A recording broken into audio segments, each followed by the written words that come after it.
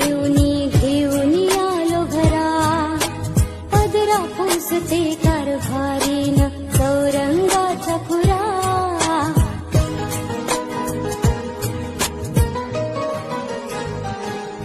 नाव गणाचं गोंदायचं आणि सुखानं नांदायचं, गाव देवाच्या हुकुमानं नात नव्यानं सांधायचं.